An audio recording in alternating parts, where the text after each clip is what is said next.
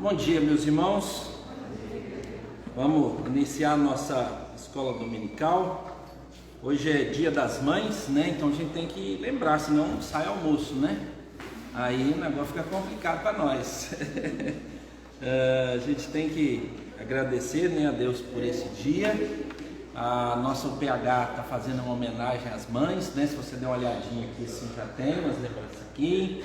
Tem umas aqui embaixo, né? Daqui a pouco vão aparecer as fotos, aí o pessoal vai poder ver direitinho, né? Os irmãos que estão em casa, depois as imagens vão aparecendo aí e a gente vai ter oportunidade, né, de ver essas homenagens. Flávio, vai ter algum momento de entrega agora ou só no final mesmo?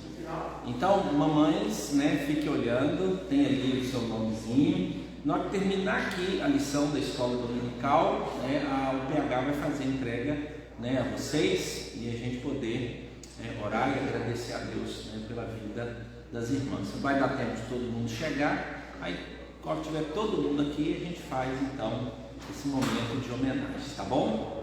Vamos então, irmãos, abrir as nossas Bíblias. A gente, em Atos capítulo 2, nós estamos numa sequência nesse texto. Atos dos Apóstolos, capítulo de número 2. Hoje nós estamos na quarta lição. Nós fizemos uma introdução a ela semana passada e hoje a gente vai concluir, tá bom? Atos dos Apóstolos, capítulo de número 2. Nós estamos na porção, né, que fala como é que a igreja vivia, como é que eram os convertidos. E se houver alguma pergunta, né, sobre esses textos, a gente sempre fala sobre comunidade, talvez a gente possa também respondê-las aqui. Vamos ficar em pé para a gente poder fazer a leitura. Nós vamos juntos ler do verso 42 até o verso de número 47. Atos dos Apóstolos, capítulo de número 2, do verso 42 até o verso 47, ok? Vamos juntos? Leiamos. E perseveravam na doutrina dos apóstolos e na comunhão, no partir do pão e nas orações. Em cada alma havia temor, e muitos prodígios e sinais eram feitos por intermédio dos apóstolos. Todos os que creram estavam juntos e tinham tudo em comum. Vendiam as suas propriedades e bens, distribuindo o produto entre todos, à medida que alguém tinha necessidade. Diariamente perseveravam unânimes no templo, partiam pão de casa em casa e tomavam as suas refeições com alegria e singeleza de coração, louvando a Deus e contando com a simpatia de todo o povo. Enquanto isso, acrescentava-lhes o Senhor dia a dia os que iam sendo salvos. Vamos orar? Pedir a nossa irmã Deise que nos conduza em oração nesse momento. Pode aproximar, Deise, e a gente poder, e os irmãos em casa, acompanhar a oração. Grandioso eterno Deus, damos-te graças, Senhor, por mais um dia de vida. Damos-te graças, Senhor, por podermos estar na tua casa, Senhor. Amém, Senhor. Damos-te graças, Senhor, porque hoje comemoramos o Dia das Mães. Sim. Pai, cada mãe desta igreja, Senhor, seja abençoada por Ti, que seja cuidada por Ti, sustentada por Ti. Sim. E seja o Deus sustentando-nos e guardando na nossa fé, Senhor, para que possamos não resvalar os pés, Senhor, afastando da Tua palavra. Amém. Abençoa, Senhor, a mensagem que nos será ofertada hoje. Sim. Para que possamos compreender a Tua vontade para nossas vidas. Amém. Perdoa, Senhor, as nossas fraquezas, os nossos pecados, Sim. as nossas insignificâncias, Senhor, diante de Ti. Ó Deus. Sustenta-nos, Senhor, através da Tua palavra. Aumenta, Senhor, a nossa fé e ajuda-nos, Senhor, a mais e mais amar o próximo Senhor. Em nome de Jesus. Amém. Amém. Os irmãos podem sentar-se. Irmãos, a nossa lição, ela vem bem resumida, né, de uma instrução, e ela tem 2 pontos que ela quer atingir. e a gente vai trabalhar esses 2 pontos e a gente já tem eles resumidos, né? A gente tem uma introdução que fala sobre a importância da koinonia, que é comunhão. Eu estou aqui com a revista, mas é do professor, então eu não sei a página. Alguém me ajuda aí? Página 13. A lição é 12. Então a página 12 você tem aí a lição.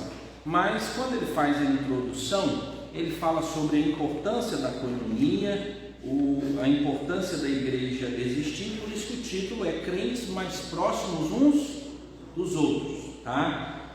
Foram dados alguns textos para ler durante a semana. Esses textos ajudam a você a criar uma mentalidade bíblica, né, para que todos, e quando você vai lendo esse texto, todos esses textos vão te conduzindo ao estudo.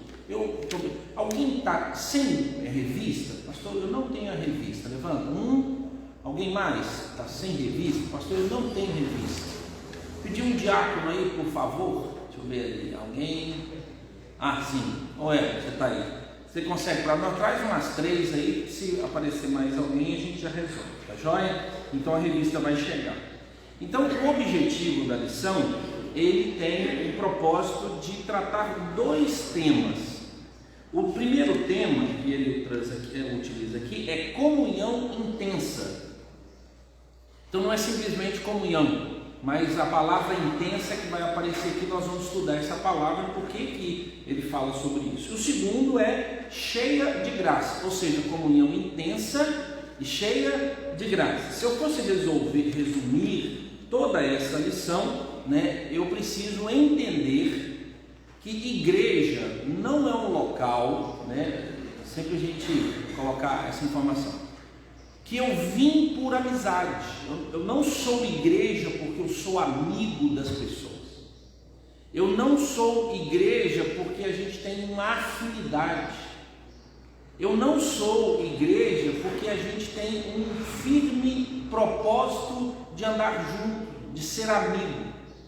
Nós somos igreja porque Deus nos salvou. É isso que é igreja. Igreja não é um clube de amizades, um clube onde tem um monte de coisa para me entreter, que a minha família vai se sentir bem, vai ser um ambiente onde vai ter atividade para os meus filhos, para os adolescentes, para os jovens, para a terceira idade, vai ter viagem, vai ter acampamento, vai ter jantares, comemorações todos os anos do aniversário, as sociedades vão funcionar. Isso pode ofuscar a ideia de igreja.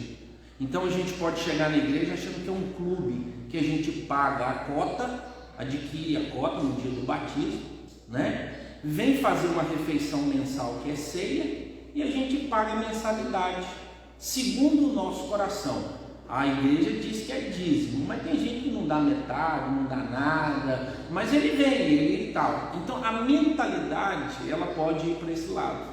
E às vezes, irmãos, quando nós exigimos coisas da igreja, nós estamos exigindo aquilo que se oferece num clube. Um banco melhor, um assento melhor, o meu nome, a minha placa, a minha família, a minha homenagem, quem vai.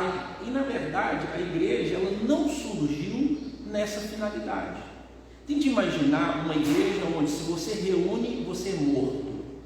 Que entretenimento tem nesse lugar? Que diversão tem nesse lugar? A nossa igreja, ela pode produzir isso, porque ela vai atender a necessidades sociais. Não sei se você já viu as definições, especialmente das sociedades internas. Ela é cultural, ela é social e ela é religiosa. Pode dar uma olhadinha lá nas definições sobre sociedade interna. A igreja, ela não tem esse propósito. A igreja tem um propósito espiritual. Ela tem uma finalidade espiritual. Mas como nós nos reunimos, o que acontece? Alguém vai almoçar na casa de alguém, uma família acha simpático o rapaz que apresenta para a menina, que a menina interessa, aí sai um casamento, tem que ter um festão. Mas nós não estamos unidos por isso, porque isso aqui você encontra em qualquer outro lugar. Basta você encontrar um clube, um grupo de amigos, uma associação. Então, por exemplo, se associar a um clube dessa cidade, né, você vai ter diversão a semana toda, você tem esporte, você tem lazer, você tem campeonatos, lanches gostosos, refeições, a maioria dos clubes estão oferecendo isso. Você passa o domingo lá, qual lugar bom fazer culto para o ego? Você pega um sol, pula na piscina, vai para a sauna, assiste um jogo, volta para casa, descansa, e na segunda-feira vai assim, como foi bom o meu culto lá no clube. Eu adorei o quê? O prazer, o lazer. Então nesses lugares você vai encontrar, só que lá eles têm que fazer essa prestação. A igreja não está, né? Ainda que possa parecer ofensivo eu dizer essas coisas, porque parece que eu não estou importando com família, não estou importando com crianças, com adolescentes. A igreja não existe com essa finalidade, irmão. Esse não é o propósito hoje. A igreja é a reunião dos convertidos. A igreja agora ela pode ter espectros locais. Então existem igrejas que elas vão apresentar uma comunhão melhor, e existem igrejas que vão ter uma comunhão inferior. Nós vamos. Então qual é o ideal? É fazer com que esse grupo de crentes possa viver bem, possa estar em harmonia. Por exemplo, eu disse, o relato que aparece aqui, irmãos, é da igreja de Jerusalém. Não fala como é que era a igreja de Esmirna. Se você der uma lidinha em algumas igrejas, como Tiatira, como a igreja de Éfeso, Deus estava falando assim, vocês podiam fechar as portas, se continuar do jeito que vocês estão. Se vocês não mudarem, eu vou ir fechar a porta. Está vendo que o propósito não é lazer e prazer? Mas a gente escolhe, por isso que eu disse, igreja depende de conveniência. Igreja institucional, qual é a conveniência de estar aqui? Eu moro aqui do lado. O Júlio Marques, a Cristina, eu moro aqui do lado. Não, porque meu pai que plantou e semeou e que essa igreja, então eu vou estar lá para que essa igreja. Não depende de você. Onde você estiver, em que lugar for. Antes as pessoas entendiam que você tinha que frequentar a igreja mais próxima de você. Agora que a gente tem carro, você anda 100 quilômetros, vai numa boa, reunir em outra igreja, mas você tinha que reunir na igreja da sua casa. Mas eu vou de lá, é de lá que eu vou, lá que eu me sinto bem, lá que eu vejo Jesus. Nada aqui do lado não vejo Jesus, não funciona.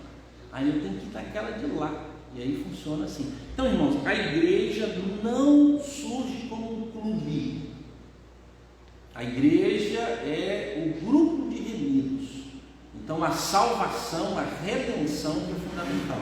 Pastor, mas o pessoal que ia de casa em casa, eles comiam, faziam isso mesmo. Isso, a comunhão dos santos produzirá isso. Por isso que Hebreus vai dizer, não deixemos de congregar. Então você escolheu congregar aqui. Criança e adolescente, talvez tenha a obrigação de reunir com os pais. Né? Um dia eu conversei com o Arthur e com a Isabela. Eu trago comigo uma preocupação muito grande em que os meus filhos não se sintam obrigados a ser da igreja porque eu sou pastor. E nem se sintam, né, intimidados a viver uma vida correta, a fazer tudo na igreja porque eu sou pastor. Então, tanto que em casa eu não sou pastor, nunca me dirijo a eles como pastor. São meus filhos. E eu falei com eles, esquece esse negócio que eu sou pastor aqui. Eu não tenho problema com o pastorado, mas eu não quero ser conhecido como pastor. Quero ser conhecido como meu pai, que era o pastor da igreja que eu escolhi ser. Aí eu disse para eles, se vocês não quiserem frequentar a igreja que eu pastorei, eu levo vocês onde vocês quiserem, para que vocês sejam livres na fé de vocês. A Juliana não deixa eu. A Juliana entende, entendeu? E eu disse a eles, eu quero que vocês entendam do amor de Cristo, do favor de Cristo, porque às vezes pode acontecer, irmãos, igrejas cobrarem dos nossos filhos além do que cobraria de qualquer outro crente, cobrar da minha esposa o que cobraria de qualquer outro crente, né? Por exemplo, minha esposa não é mais especial de qualquer mulher da igreja. Não é. Existe a preeminência. Automaticamente, quem está à frente tem seus privilégios e acaba trazendo o quê? Os seus pesos. Então é muito comum, às vezes, uma igreja considerar o ministério do pastor, se ele é bom ou não, dependendo do comportamento da esposa, né? Por exemplo, eu acho perigoso, desculpa eu falar isso, tá? O dia da mulher do pastor. Qual é o dia da mulher do diácono? Qual é o dia da mulher do presbítero? Por quê? A minha esposa não tem função eclesiástica, ela não é ofício. O que é comum nas igrejas não presbiterianas? Esposas de pastores são chamadas de pastoras. Ao peso que você dá a essas mulheres, primeiro, não existe ministério feminino pastoral. Então minha esposa não deve ser nunca tratada como pastora, ela deve ser tratada como minha esposa e membro da igreja. Por quê, irmãos? O dia da esposa do pastor deu a ela um título que não existe. Ele não existe. E aí também todo título traz consigo o quê? Cobrança. Se ela não é uma pessoa ativa e ela é uma pessoa passiva, mas é minha esposa, no dia de homenagear a esposa do pastor, alguém pergunta assim: o que ela faz na igreja? Acabou.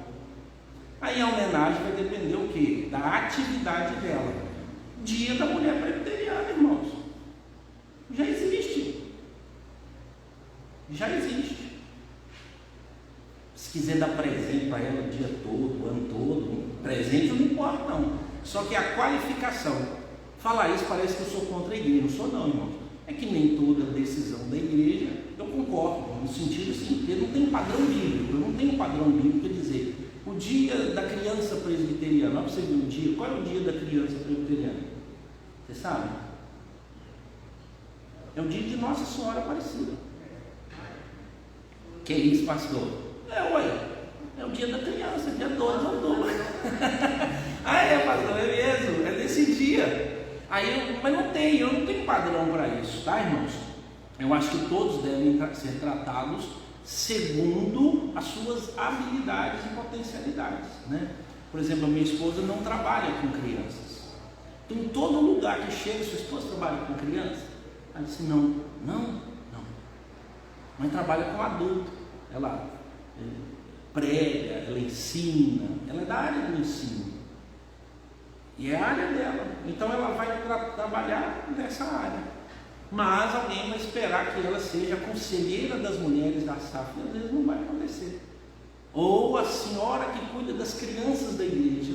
E às vezes não vai ser. Acho que nós evoluímos um pouco. Eu acho que a decisão de dar um título para as nossas esposas colocou também um peso. Pastor, qual é a importância da esposa do pastor? Aí é outra história, tá, irmãos? Porque agora tem a questão, os meus filhos de bom comportamento, a minha esposa com bom comportamento, que os meus filhos amem servir a igreja, que minha esposa ame servir a igreja. Como eles fazem? Tranquilamente, né? Não é desabafo, não, irmãos, é um pensamento. Tanto que quando esse assunto foi ao Supremo Concílio, ele levou 4 anos sendo discutidos e caiu, não passou.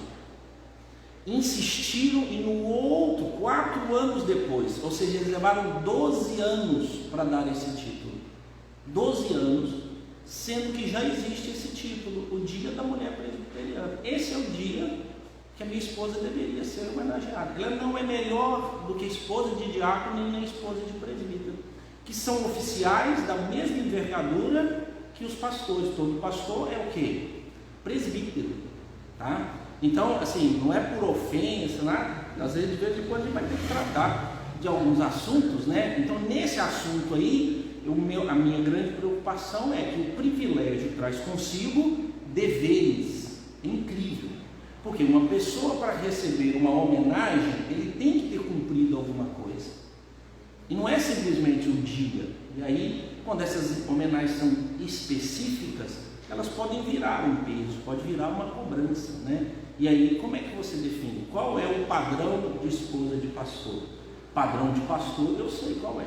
Padrão de presbítero, eu sei quem é. Qual é? Padrão de diácono, eu sei quem é. Qual é o padrão da mulher presbiteriana? Aí está todo mundo junto. Mas quando você diz qual é o padrão da mulher do pastor, que é chamada de mulher sem nome, né? A esposa do pastor tem essas questões. Então a igreja, ela pode às vezes tratar algumas coisas como quase que um clube social, e a gente precisa fazer uma distinção entre aquilo que é nosso, institucional, e aquilo que é de fundamento bíblico. Então a igreja, ela não é um grupo de associados simpatizantes uns dos outros, em que achou que era interessante. A igreja do Senhor Jesus, ela é o povo de Deus remido. Esse é o foco. Aí eles passam, porque eles têm fé em Cristo Jesus, eles vão conviver. E o legal é isso. Como é que eles vão viver? O ideal é que eles vivam intensamente. Já que você entendeu que é corpo de Cristo, você deve viver bem com todos os outros. O exemplo que eu dou é simples. Você já viu que você constrói uma intimidade, uma valorização com os crentes dessa igreja e nem conhece os crentes das outras igrejas? Essa é a diferença. Clube é assim. Quanto mais você envolve, quanto mais você lida, você fica mais simpático com essas pessoas. Só que eu sou tão crente quanto os crentes de outras igrejas. E aí você acha que ser de uma igreja tem que ser todo mundo amigo. Mas você não é amigo de todos os crentes de todas as igrejas dessa cidade. Aí você diz, porque eu não me relaciono, viu? Então, que não é a fé que te faz estar bem nesse local. Não é a fé que fez. Tanto é que você pode ter um vizinho que vai para uma outra igreja presbiteriana e vocês nem conversam. Vocês nunca fizeram culto juntos. E você não tem preocupação. Mas o dia que algum irmão dessa igreja para de vir ao culto, ele diz, eu estou preocupado com o irmão fulano, que ele não vem mais à igreja. Ele não vem mais à igreja. Você está preocupado por causa da fé dele ou porque vê ele e sempre? Porque o vizinho seu já tem muito tempo que não vai à igreja, você sabe que ele é presbiteriano. Mas você não tem essa relação. Então, quanto mais você reunir, quanto mais você tornar intensa a sua relação de fé e comunhão com outros irmãos, mais você vai desejar a presença dele. Motivada por quê? Por ordens bíblicas daqueles que se reúnem por causa da fé. E aí eu vou chamar esse irmão de irmão, e não de companheiro, de um clube, de um momento onde a gente vive. E Deus nos colocou aqui na Igreja Presbiteriana Veneza, ou onde Ele te colocar, para você cuidar dessas pessoas, para você caminhar com essas pessoas. Eu vou ler de novo o texto, para você ver que o texto ele é de interação. Mas existe um conteúdo nessa interação. O verso 42, ele diz, olha, e perseveravam. Então a intensidade não é só de amizade. Perseveravam na amizade ou na doutrina? Está vendo? Vamos perseverar, porque se a gente for amigo, a verdade virá. A doutrina nos unirá. Não, pastor, mas doutrina divide. Irmão, isso é coisa da cabeça justamente de quem acha que a relação de amizade é superior às questões doutrinárias. Por isso, então, nós escolhemos estar numa igreja. E ele diz, eles perseveraram. A palavra perseverar aqui é intenso. A ideia aqui é de intensidade. Então, perseverar é alguém que faz algo com muita força, com muito empenho. Então, esse grupo está lá. Perseveravam na doutrina dos apóstolos e o que? Na comunhão. A comunhão aqui, irmãos, é koinonia. Comunhão aqui não é aglomeração. Comunhão aqui é pessoas que têm algo em comum. O que eles tinham em comum? A fé. Não era a reunião que era em comum. Não eram as relações de amizade que eram em comum. Mas era o que? A fé. Então a palavra que aparece aqui é que eles viviam e tinham um pensamento concorde, ou seja, eles concordavam com aquilo que eles criam, por isso então tinha comunhão. Comunhão aqui não era de ir na casa um do outro, de visitar um ao outro. Não era. A comunhão aqui é mais de mente do que de corpo. Por quê, irmãos? Porque tinha um tanto de gente que pensava diferente e eles recebiam o ensino apostólico, que era a doutrina, e a doutrina produzia o que neles? Comunhão. Eu concordo com você. Nós concordamos com esse pensamento. Por isso, então, nós vamos ter algo em comum. O que está sendo em comum? Não era comida, não era roupa, não eram os bens, nesse termo aqui, mas era o que? A fé. E aí a gente vai descobrir isso, que quando a gente começa a encontrar pessoas que têm uma fé parecida com a da gente, a gente se sente mais à vontade, a gente fica mais tranquilo. Por quê? Porque automaticamente eu já adivinho o pensamento do outro. Mais uma. No partir do pão e nas... que é o partir do pão? Tomar café? Todos os autores entendem que o partir do pão aqui é a expressão para a ceia, ou a expressão da festa ágape. Por quê, irmãos? Cristo Jesus foi lembrado pelos 2 discípulos de Emaús quando ele partiu o pão. Não sei se vocês já viram, algumas escolas fazem isso, a igreja metodista faz isso. Já ouviram falar do culto da partilha, ou a reunião da partilha? Alguém já ouviu que uma igreja tenha? Ela acontece antes da ceia. Eles tomam um café juntos, eles partem o pão, comem lá e faz aquela festa toda. Depois que termina a festa da partilha, eles vão para a ceia, eles fazem uma cerimônia. O que é a festa da partilha? É a festa ágape, aquela que a gente lê em 1 Coríntios 11, onde dizia que os ricos levavam a comida e os pobres não levavam. Os ricos comiam, depois que acabava a fome deles, eles deixavam as migalhas. Por isso Paulo diz assim: quando vos reunis, esperai uns pelos outros. Ou seja, irmãos, não é uma questão de fé, em princípio, é uma questão de educação. Só que Paulo disse o seguinte: se vocês fazem isso, vocês são tão mal educados, mas vocês têm problema de fé, porque vocês comungam Cristo de forma indigna. E tomar e comer a ceia de forma indigna não é estar em pecado, irmãos. Segundo o texto, comer e beber de forma indigna é quando você não considera o seu irmão da fé no mesmo nível. Por isso que ele diz que tem gente doente aí. Aí ele diz: examinai-vos, a vós mesmos.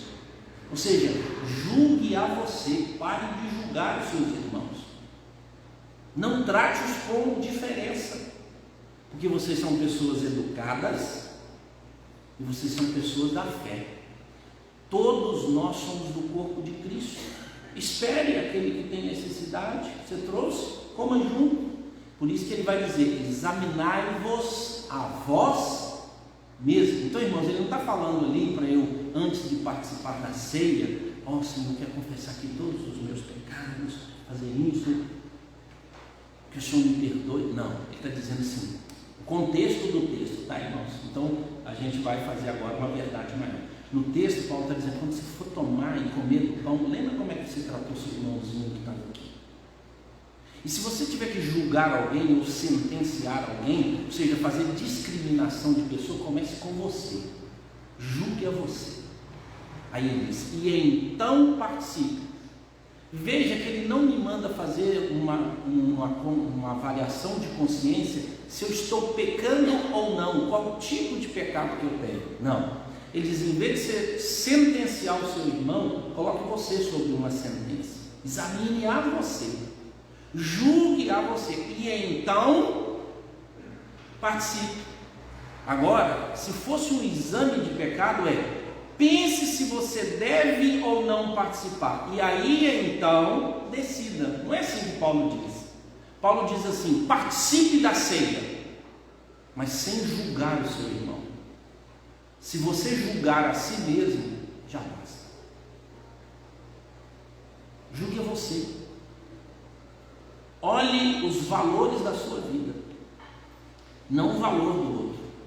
Se você fizer esse julgamento de forma séria, está tranquilo, pode participar. Mas se você está no engodo, por isso que tem muitos entre nós que estão fracos, moribundos e doentes.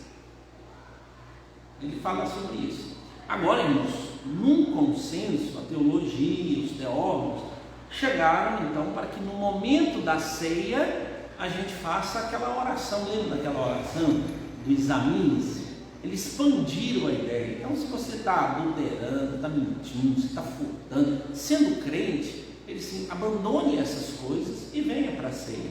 Então, o examine-se a si mesmo não está falando para saber como é que está a minha vida, com meu marido, com meu irmão, se eu briguei com o pastor essa semana. Ele não está falando disso. Ele está falando de como é que você trata o seu irmão. Porque o texto é de comunhão. Já que nós temos fé em Cristo Jesus, nós precisamos o quê? Ter um pensamento uniforme. Pastor, bom, que beleza. Mais um pouco. Então, partir do pão e nas orações. Então, se você virar aqui, ele já começa a mostrar no capítulo 3 a oração no templo. A hora que João e Pedro vão orar, aparece lá um paraplégico, um pedinte, e eles oram porque às 15 horas, às 3 horas da tarde, eles iam ao templo para a oração. Então mostrou que eles continuavam fazendo essas coisas. Ou seja, o que precisa ter numa igreja? Precisa ter numa igreja o ensino, precisa ter numa igreja a comunhão, ou seja, um acordo de fé, precisa ter numa igreja a ceia e precisa ter na igreja as orações. Um culto é recheado disso, O que a gente tem no culto? Oração, cânticos, pregação. Aí vem os sacramentos, um dia batismo, um dia ceia. Oração tem diversas, tem de confissão, de gratidão, de intercessão. Pode observar que no culto o que nós temos é isso. Nós não vamos longe disso. Todos os aspectos estão aqui. Nós declaramos a mesma fé, estamos unidos no mesmo propósito, e aí então a gente precisa viver assim. Mais um. Em cada alma havia temor, e muitos prodígios e sinais eram feitos por intermédio dos apóstolos. O interessante, irmãos, é dizer que em cada alma havia temor. Eu falei de temor na semana passada. Temor aqui não é medo, temor aqui é reconhecimento de poder e autoridade de Deus. Ou seja, eram pessoas que reconheciam quem Deus era e viviam para isso, mas os apóstolos eram quem operavam os sinais. Ou seja, eles estavam num ambiente de mistérios, ou seja, num ambiente de poder e de grande autoridade, porque a alma do povo era a alma compungida, era a alma tocada, onde as pessoas reverenciavam a Deus, e um dos modos deles compreenderem o poder de Deus é a ação dos apóstolos naquele momento. Então, temer a Deus é também acreditar no poder e na autoridade dele. Mais um, 44. Todos os que creram estavam juntos e tinham tudo. Está vendo que a palavra não era em comunhão, mas estavam juntos e tinham tudo em comum. A explicação eu dei semana passada, a gente reforça aqui. Eles estavam juntos e repartiam tudo justamente por causa do momento. Então aqui não está falando do pensamento comum, mas aqui está falando do hábito de morar juntos ou estarem juntos. Então eles estavam juntos, ou seja, vinha gente de tudo quanto é lado, alguns nem saíam daquelas redondezas, que poderia ser uma caverna, poderia ser um lar, poderia ser um tabernáculo, um cenáculo, que é a parte de cima de uma casa, poderia ser numa floresta e poderia ser no deserto. Lembra que os discípulos de Jesus estavam numa casa quando ele ressuscitou? Por quê? Porque agora eles estavam debaixo de perseguição, e segundo, eles estavam debaixo de uma promessa da volta de Jesus. Então um grupo resolveu fazer o quê? Vamos unir a nossa força. Vamos estar juntos, porque um cuida do outro, um protege o outro. E a gente estimula, e é isso que acontece, irmão. Quando a gente começa a juntar mais, a gente estimula. Estou falando do lado positivo, não estou falando do negativo, não. O positivo é que você estimula o outro, vamos na fé. Quando a gente está distante, quase que a gente tem dificuldade de ligar um com o outro, né, a gente chegou, nós estamos num momento que assim, será que ligar para alguém é cobrança ou é incentivo? A gente fica até preocupado se é desse jeito. E eles tinham tudo em comum, e o texto explica por que eles tinham em comum. Verso de número 45, aí ele explica, ó, agora sim, está vendo que não é a comunhão de pensamento, mas agora é uma, eu vou usar o termo comunhão, que não vai ser outro mesmo, eles estavam juntos, vivendo geograficamente juntos. O que eles faziam? Vendiam as suas propriedades e bens. Então, essa é a ideia de que alguém que tinha alguma coisa, que tinha casa, que tinha um terreno, ele abandonava o terreno dele, a casa dele e ia para algum lugar reunir com aquele povo. E o que ele fazia com os bens dele? Vendia a casa. Imagina só, aqui na igreja, todo mundo resolveu, não, vamos viver na igreja agora. Vamos aumentar aqui o chuveiro, não vamos trazer para cá, já que está chegando ar-condicionado, vai dormir todo mundo aqui no templo, então beleza, está ficando bom, a gente sobe lá atrás, não pede autorização Sadia para plantar uns milho lá junto com ele, na dobra, aí tá, mas não atrapalha Sadia não, irmão, eu estou colhendo aqueles negócios lá com ele, tá? Eu sempre colhe e deixa um negócio na minha mão, então não atrapalha não, deixa. Aí nós estamos lá, e aí estão aqui, aí eu falo assim, já que a gente está morando lá na igreja, para que tem esse apartamento aqui? O Julimar mais a Cristina deles. Só que pega o dinheiro, olha que beleza, e dá para quem? Para nós, divide entre nós. Por que, irmãos? 2 motivos. Existia uma perseguição clara na sociedade. Segundo, Jesus voltaria que dia, irmãos? Hoje. Então, para eles, o propósito é: eu não tenho por que eu ter essa casa, porque o reino será estabelecido. E agora, então, nós não precisamos desses bens. Essa era a mentalidade, eles faziam. E eles supriam as necessidades uns dos outros, porque estava chegando gente que não tinha condição nenhuma. Mas eles resolveram, vão viver junto e vão repartir tudo. Esse que está dizendo o texto. Mas dentro desse contexto, olha mais uma informação. Vendiam as suas propriedades e bens, distribuindo o produto entre todos, à medida que alguém tinha. Então não é para vontade, mas é para comunhão intensa, irmãos. A gente pode aplicar, às vezes a gente vê ter recurso nessa vida e vê um irmão com necessidade. Eu acho que a gente resolve poucos problemas. Eu conheci uma igreja que ela tinha uma comissão para justamente ajudar os irmãos necessitados, né? Por exemplo, desempregado ou alguém que tinha um problema financeiro. Eles reuniam e davam um aporte para essas pessoas, para que eles pudessem melhorar a vida, administrar melhor os bens. Existe um curso que é dado por aí, na chamada Universidade da Família, que eu vejo em muitas igrejas, que é uma ferramenta maravilhosa. Chama-se Crown. Crown é coroa. Então, ele é um curso, acho que 16 encontros, para ajudar a administrar as questões financeiras da família. Estudar, sentar com a pessoa, a igreja fazer isso. Então, às vezes, você não precisa dar dinheiro a alguém, você precisa ajudar essa pessoa a adquirir o seu e administrar bem. Às vezes vai ter que fazer isso. Aqui, aqueles que tinham necessidade, porque tinha gente pobre, irmão, sempre teve pobre no povo de Deus. Que isso, pastor, mas hoje não fala da prosperidade? Isso é mentira, irmãos. Isso é do diabo. Não cai nesse negócio que o crente é próspero, que o crente não fica enfermo, é tudo mentira. Mas ao mesmo tempo, não desacredite que uma pessoa crente possa ter necessidade, e isso a leva a depender muito mais de Deus. E às vezes pessoas têm um recurso incrível, isso é um mistério, que é Deus quem resolve. Ele dá para um, não dá para o outro. Porque na nossa ideia, Deus tinha que dar tipo assim, R$2.000 para cada um. Ou 10 mil, melhor. Ele tinha que dar 10 mil para cada um, mas o outro, 10 mil, pastor, promotor de justiça, não dá para eu viver. Tem que ser 45. Então, 45 para todo mundo. Aí, irmão, pode saber que o cara que recebe 45, ele vai arrumar um jeito de arrancar os 45 do outro. Porque 45 para ele é o quê? É pouco. E tem gente que tem 45, gasta 5 e pega 40 e ajuda os outros. E a mulher dele briga: meu bem, você está dando comida para todo mundo, e aqui em casa seus filhos passando fome. Deixa, meu. Já ouviu essa história? Já viu?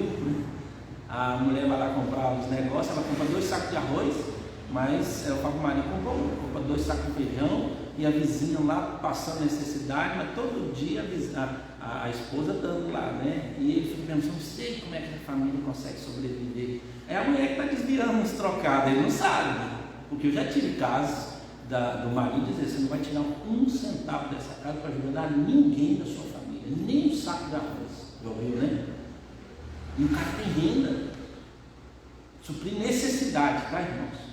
Gosto é outra coisa. Televisão, energia elétrica é coisa que está além. Água, então sempre a igreja pede ou recebe pedidos de medicação, pagar energia e pagar água.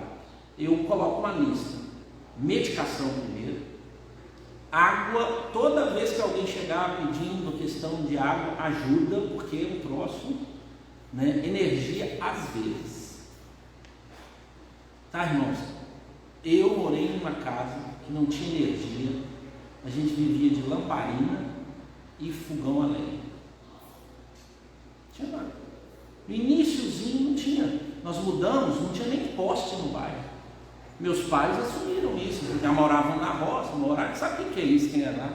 Tanto que o dia que nas terras do meu tio, do meu avô, colocaram energia, eu fiquei com o maior raiva.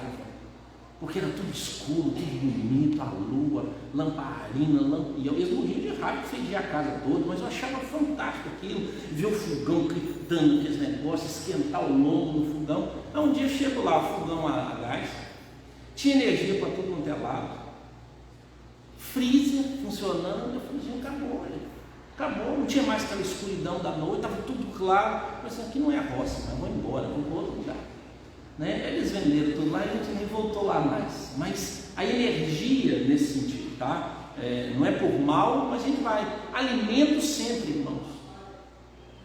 Tem necessidade e a gente pode ir lá comprar, ajudar, auxiliar. Então eles estavam resolvendo, tanto que eles contam 2 histórias, uma positiva e uma negativa. Qual é a positiva? Barnabé. Você já aprendeu, né? Seu nome, tinha que fazer uma música da Ananias e Safira também. Imagina só fazer uma música, porque Ananias e Safira, eu já disse aqui, eles cometeram 2 erros. Eles mentiram para a igreja e para o Espírito Santo. Eles cabularam lá uma informação. Então naquela igreja, irmãos, também tinha gente que dava ouvido ao diabo, mas tinha gente que dava ouvido a quem? A Deus. Então eles disseram: vamos nos garantir. A gente vende por 1 milhão, a gente fala para todo mundo que vendeu por 500 e a gente pega 500, mas a gente deixa 500 guardado aqui, ninguém vai saber. Combinado? Combinado. E eles mentem para quem, irmãos? Eles mentem para os apóstolos, eles mentem para a igreja. Só que o texto não diz que eles mentiram para a igreja. O texto não diz que eles mentiram para os apóstolos. O texto diz que eles mentiram para quem? E Deus, ninguém mente para Deus, gente. O texto, para mim, ele é maravilhoso quando ele mostra que a igreja pertence ao Senhor Jesus. Então, quando eu ofendo a igreja, quando eu falo mal da igreja, e a igreja, as pessoas, quando eu ataco a igreja, eu ataco a quem? Ao próprio Deus. Quem é que concluiu isso para nós? O apóstolo Paulo. Na narrativa dele, ele diz: eu vi Jesus. E sabe a primeira coisa que Jesus perguntou para mim? Ele disse: por que você está me perseguindo?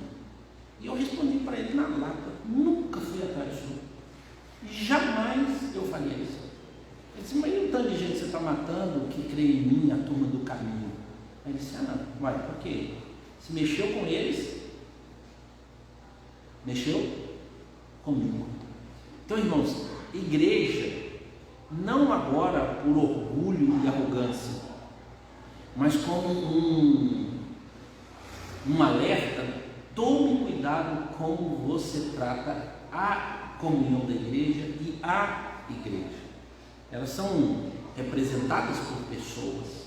Eu sei que um ou outro irmão pode ter um comportamento extremamente horrível, mas eu tenho que tomar cuidado quando eu lido com as coisas da igreja. Ananias e Safira foram chamados de mentirosos, mentiram para Deus, e na verdade, segundo, eles mentiram para Deus quando mentiram para as pessoas. Segundo, quando eles pegaram uma oferta e entregaram aos apóstolos como sendo um sacrifício para Deus. Então preste atenção. Assim como a ceia pode te trazer absolvição, a própria ceia pode trazer sobre você o quê? Condenação. Então quando você for ofertar, preste atenção, veja como é que você está fazendo isso. Veja se não há engano, veja se não há mentira.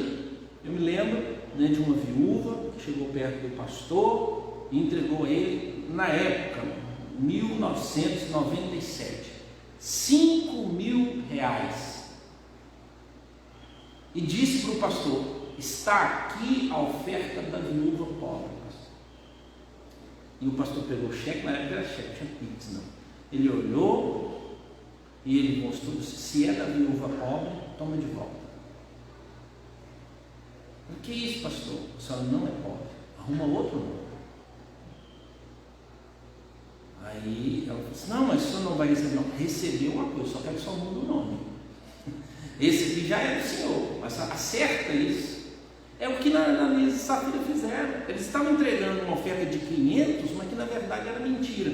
Tenta aplicar isso nas suas ofertas para missões, na sua oferta especial, no seu dízimo. Quando você, em vez de entregar, vamos supor, 10%, você chama de dízimo, mas quando a gente conta lá, vai só dar 3%. É simples, irmãos. É só dar uma olhadinha, faz o cálculo. Eles falam: não, vou entregar o meu dízimo, e Deus não. Dá outro nome. Por quê? Você não tem direito de administrar, você não tem direito de subtrair, ou seja, você não pode pegar e fazer o que quiser, a casa do Senhor. E você não tem o direito de subtrair. Eu vou pegar e para mim. No Antigo Testamento, se você pegasse, você tinha que pagar mais 1/5 multa da Receita Federal, 20% do valor que você se apropriou. Era fácil de entender, irmãos, porque às vezes a gente espiritualiza o dízimo, mas ele é financeiro, tá? Você levava comidas para manter os levitas, porque a tribo deles não trabalhava, ela só fazia o quê? Cuidava do culto. Então você fazia o quê? Falou assim: olha, eu não tenho condição de entregar a comida, eu estou aqui, minha família é grande. Já aconteceu isso. No Antigo Testamento você tem essa informação. E aí a pessoa fala assim: eu vou reter nessa safra, mas aí ele diz: mas na próxima, quando você entregar, você entrega a que está faltando, a do momento acrescido de quê? De 1/5. 1/5 é 20%. Por quê? Porque eles não podem ficar sem alimento. Você não pode deixar eles sem alimento. Então eu sempre chamo isso que era o direito de condomínio. Você mora em condomínio? Maravilha, quando um síndico começa a atrasar e o síndico começa a avisar: nós temos 4 unidades que não estão em dia há 5 meses. Nós temos 4 unidades que não estão em dia há 10 meses. Você não pode falar o nome das unidades, mas você informa que tem unidade devendo, Assim: nós vamos fechar o prédio que tem 5 unidades, nós temos 10, que já há 2 anos no condomínio. Você vê esse povo saindo da porta, me dá o nome deles, me dá. Eu quero saber quem é. E aí você vê que a pessoa entendeu que ninguém vai te despejar de imediato, a taxa é curta, e aí o pessoal abusa no condomínio. Eu sei que alguém pode ter dificuldade financeira.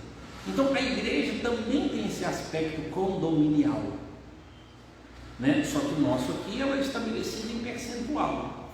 Então quando a gente contribui, irmãos, a gente contribui para missões, sustento das atividades da igreja, energia, os ventiladores, aparelhagem de som, relógio de som, instrumento, tudo isso faz parte o quê? Do condomínio.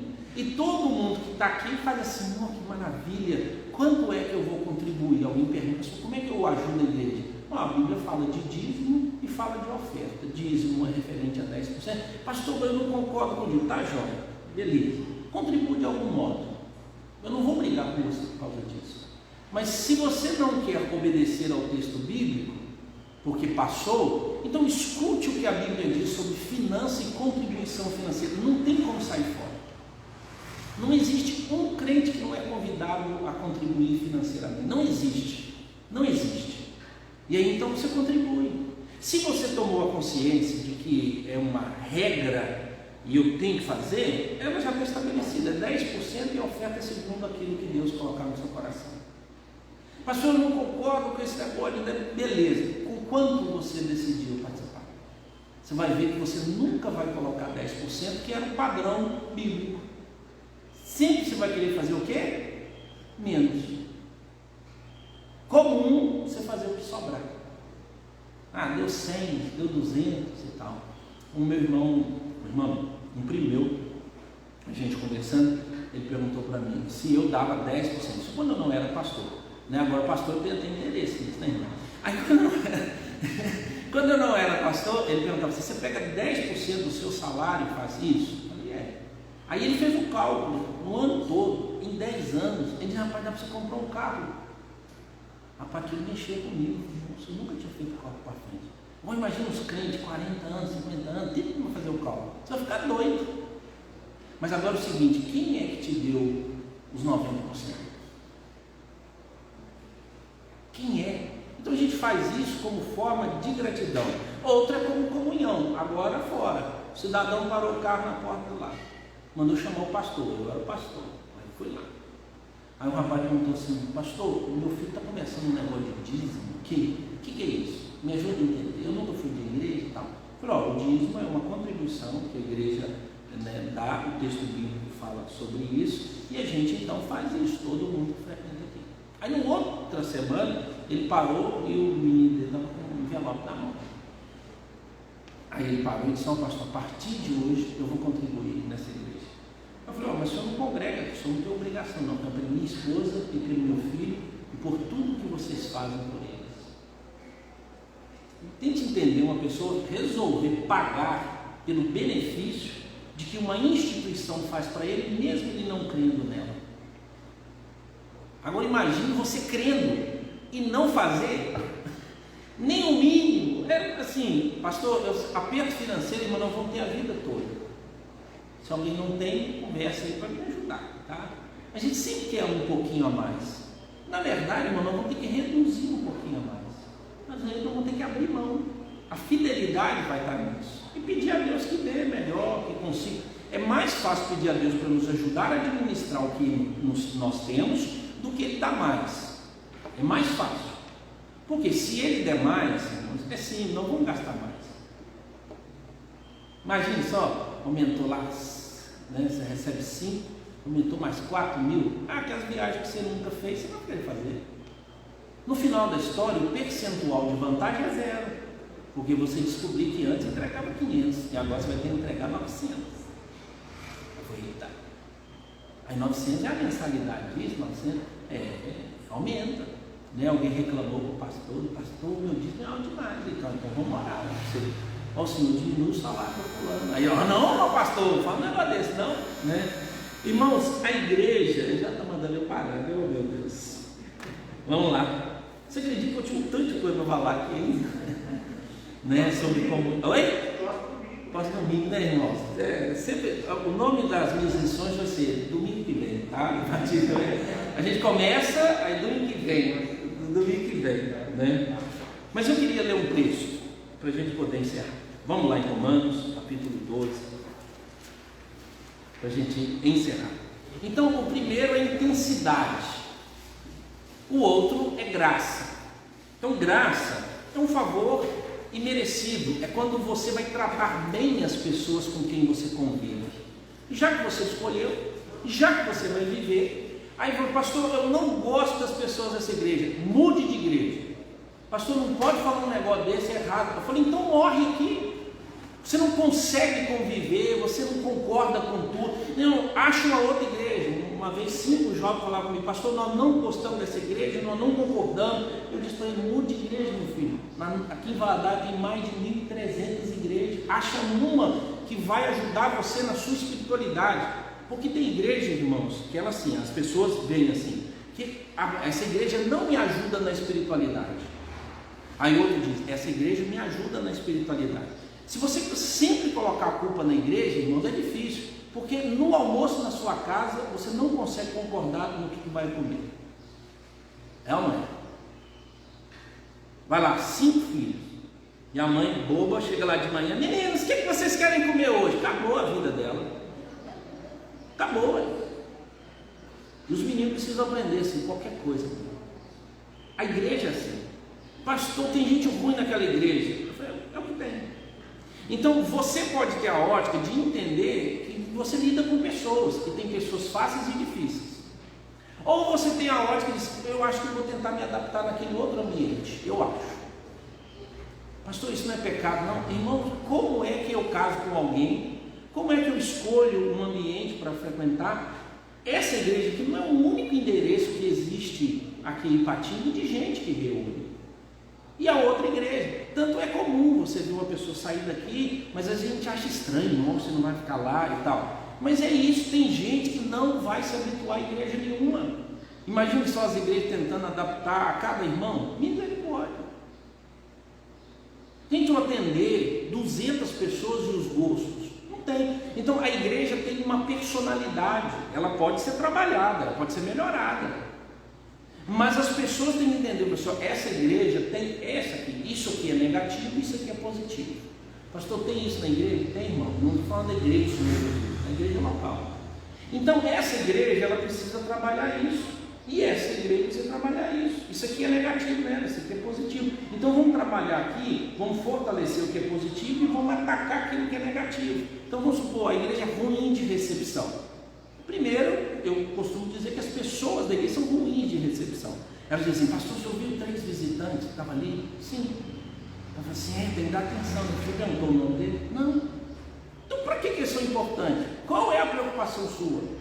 Se você não foi capaz de receber e saber o nome dessas pessoas, tá bom. Ah, então tá, pastor, então faz um treinamento. Sempre todo mundo faz assim, porque ninguém treinou, nada disso.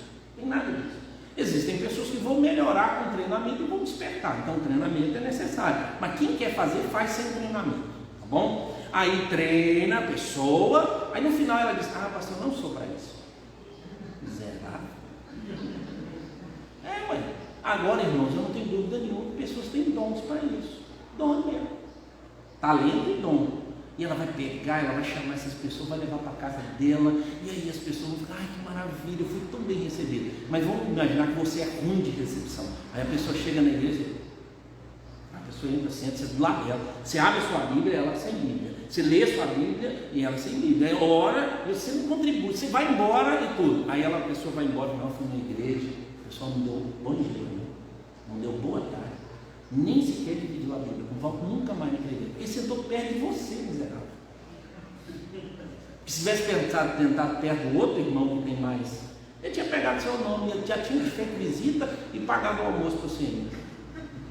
Teve um dia que eu pedi ao conselho dele, falei, irmãos, bota uma verba aí para refeição. Aí, que é isso, pastor? Não, gente, porque assim, tem uns visitantes que chegam lá, a gente vê a família, tem o pai, tem a mãe, uns 3.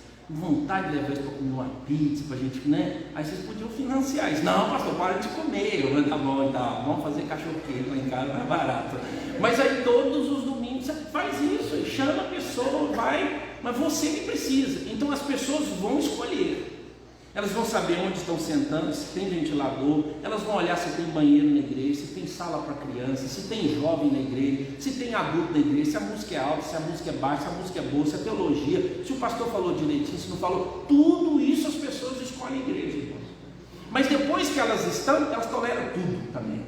Aí, para de andar de dom, eu sou daqui dessa igreja, daqui ninguém me tira, pode mandar embora, pastor vem, pastor vai, gente vem, gente vai, essa aqui é a minha igreja. Amadureceu. Cara, família não é assim? Família é assim, mãe. É aqui que você tem que conviver. Então, esse aspecto. Então, para encerrar aqui, irmãos. Primeiro, capítulo 12. Você deve ter o coração aberto, só um minutinho, o bolso aberto, a casa aberta, os lábios abertos e a alma aberta. Para viver bem na igreja. Lembrou aí? Primeiro, coração aberto. Tem que amar. Pode acompanhar no capítulo 12, no verso 9. O amor seja sem hipocrisia, detestai o mal, apegando-se ao bem. Coração. Segundo, verso 13, diz assim: compartilhai as necessidades dos santos. Não estou em Romanos 12, verso 13. O bolso aberto, irmão. Não adianta converter o coração se o bolso está aqui, ué. Compartilhai as necessidades do santo. Não é dar um saco de farinha, irmão. É às vezes pagar o tratamento de alguém, os remédios de alguém, viajar, levar alguém para fazer uma cirurgia. Vai gastar dinheiro. É impossível ter comunhão se você não dá dinheiro. É impossível. A igreja vai exigir de você. Terceiro, 12, 13b. Você tem que abrir a sua casa. Hospitalidade. Não vá colocar qualquer pessoa na sua casa. É isso. É que você tem que ter um coração aberto para acolher pessoas que têm as suas necessidades.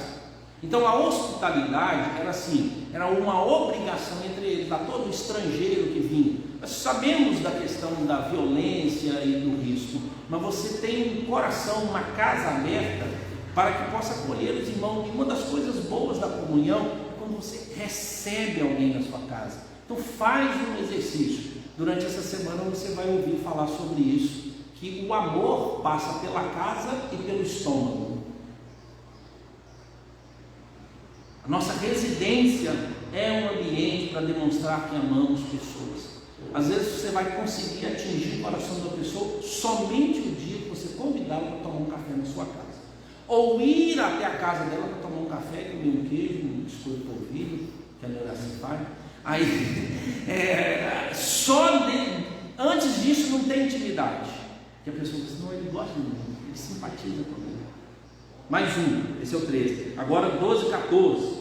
Abrir os lábios, falar bem, não amaldiçoar as pessoas. Por último, a alma, do verso 15 a 16, quando alguém lhe fizer mal. A igreja, irmãos, exige isso, que eu tenha um coração aberto, um bolso aberto, a casa aberta, lábios abertos e alma aberta. Ah, pastor, é isso tudo? É. A fé é uma coisa, agora viver em comunhão é outra história, e vai exigir de nós. Vamos ficar em pé? Vamos orar?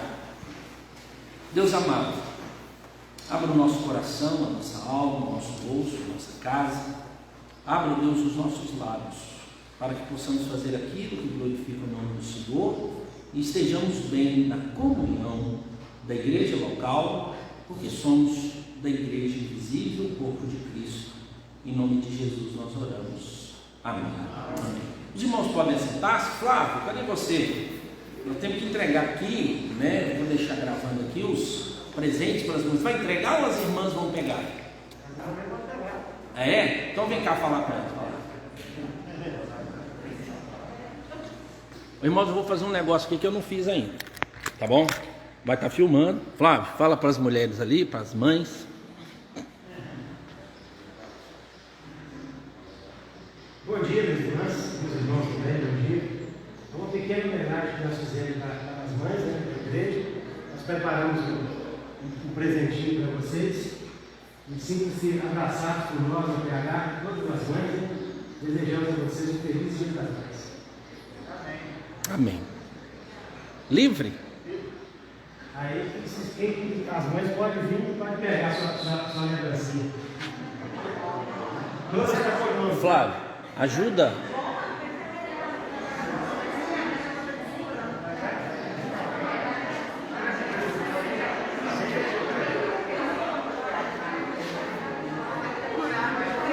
Pode vir. Mostra essa aí.